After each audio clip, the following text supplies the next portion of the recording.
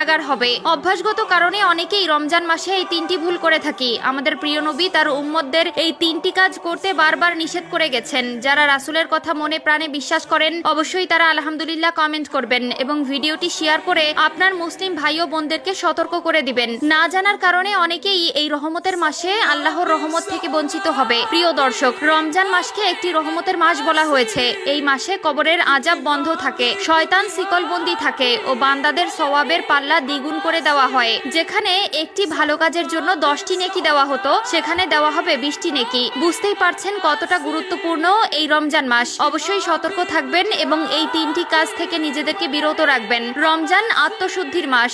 এ সময় মুসলমানরা রোজা রেখে সংযম ও ইবাদতে মনোনিবেশ করেন। তবে অনেকেই কিছু অভ্যাসের কারণে রোজার প্রকৃত ফজিলত থেকে বঞ্চিত হন। রমজানের পবিত্রতা রক্ষার জন্য কিছু কাজ থেকে বিরত থাকা জরুরি। 1 নম্বরে, রমজান মাসে রোজা রেখে যে কাজ করা যাবে না তা হলো অপ্রয়োজনে অতিরিক্ত ঘুমানো ও অলস সময় কাটানো। রমজানে অনেকেই সারাদিন ঘুমিয়ে বা অলস সময় কাটিয়ে দেন, যা রোজার মূল উদ্দেশ্য নষ্ট করে। বরং এ সময় কোরআন তেলাওয়াত, ইবাদত ও দান সদকা করা উচিত। অনেকে আছে রোজা রেখে ক্লান্ত হওয়ার ভয়ে সারাদিন শুয়ে বসে থাকে, কাজকর্ম থেকে বিরত থাকে, সময় কাটানোর জন্য ফোনে অযথা সময় নষ্ট করে। এগুলো ভুলেও করা যাবে না। এই মাসে আপনি যত বেশি আমল করবেন ততই নেকি পাবেন। 2 নম্বরে, রমজান মাসে রোজা রেখে যে কাজ করা যাবে না তা হলো দেরিতে নামাজ পড়া বা নামাজ ফাঁকি দেওয়া। অনেকেই রোজার ক্লান্তির কারণে নামাজ ফেলে রাখেন বা দেরি করে পড়েন, অথচ নামাজ ইসলামের অন্যতম স্তম্ভ এবং রমজানে এটি আরো বেশি গুরুত্বের সঙ্গে আদায় করা উচিত। মনে রাখতে হবে ইসলামে সর্বপ্রথম নামাজের কথা বলা হয়েছে।